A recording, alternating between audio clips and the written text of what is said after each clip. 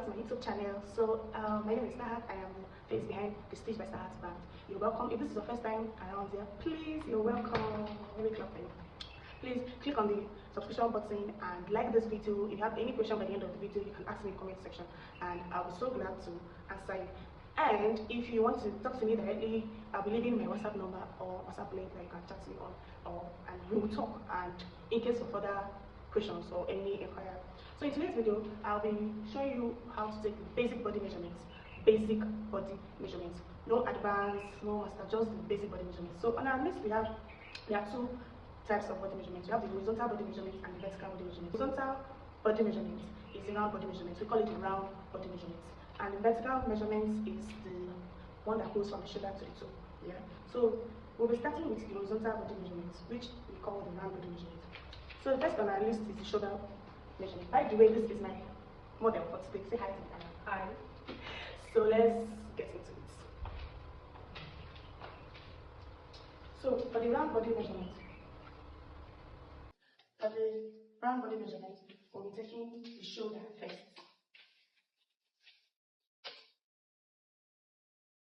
You place your tape from one shoulder, shoulder. There's a bone here. This bone, place it there, and place the other on the other arm like this. 15. Then next measurement is the armhole measurement.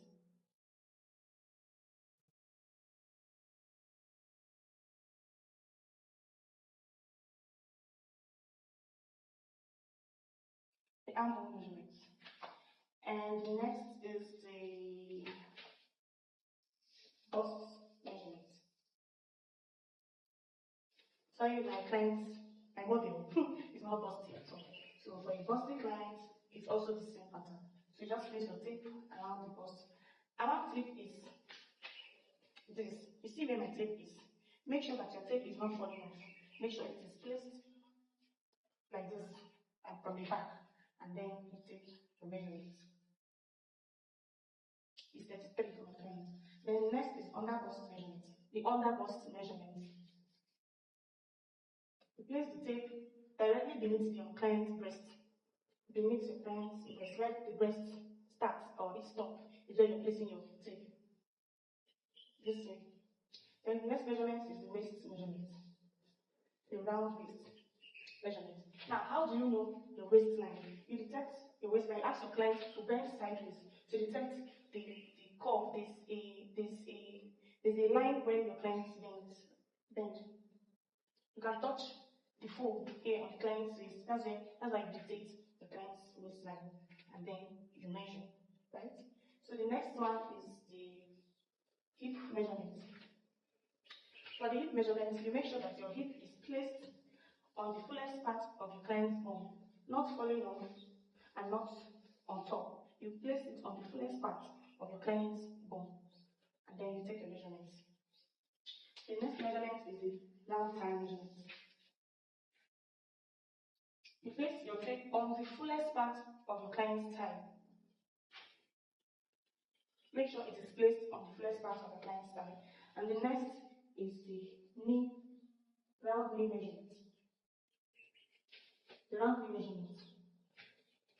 Then, for those of you that are making off-shoulder dress, this is how you take your round shoulder or your round shoulder measurement. This is how you take it.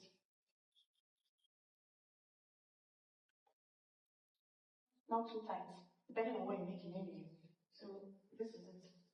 So that is all for the round. Okay. There's round arm. If you're making a sleeve, a short sleeve, or a long sleeve, you need your round arm like this. Please, while you're taking any of the round body measurement, please ensure that your finger is underneath like this. You see how I placed my finger underneath the tape like this? So as to get accurate, you don't do it like this. No, you place your one finger underneath like this, and this is 10.5. Then you take. Then for this case, if you're not using a stretchy fabric, please don't take the measurements of your wrist here. You ask your clients to make a fist, and then you measure here. I got 11 here, but if I'm going to be making a dress for her, I'm using 10. I think that is all for the round body measurement. So we'll go into round body measurement. Now, the vertical body measurement. You have your shoulder to bust measurement. When you're taking the client's shoulder to bust measurement, like I said before, ensure that the client is wearing a bra. It's going to be helpful, most especially if the breast is not standing again. So they should wear a bra, a comfortable bra that they are going to be wearing while wearing that dress that you're making. Because most times when a client wear a normal bra to complete measurement, and then they want to now wear the dress and wear a push-up bra, you find out that the measurement is not, it's going to be look, the dress is made, if you look, it will be smaller than her, because the bra she's wearing is a push-up bra, and you know the push-up bra is always making bust a little bit fuller and bigger. So make sure she's wearing a bra, that's just the essence of everything I'm saying. So the bust measurement and the under bust measurement. Place your tape underneath your client's bust, and then you take your waist measurement.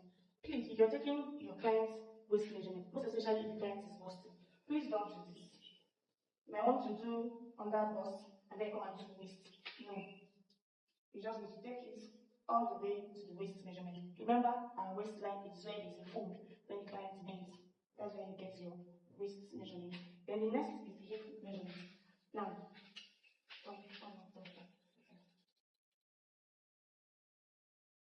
the hip measurement, you can see the fullest part of our bone. That is the hip measurement. The fullest of the hip, from the fullest part of our bone is where you take the hip measurement. And for this person, our hip measurement is 25. Then the next is the knee measurement, from the shoulder to knee measurement. So when you're taking this measurement, you don't place it on the knee. You don't place it directly in front of the knee like this. You place it on the knee this way. You place it this way, not this way. You place it here on the knee, so that if this measurement, when you're making a pant, that's when you understand the essence of this measurement, so you can be able to walk properly. Then the full measurement. This is how you take the client's full measurement.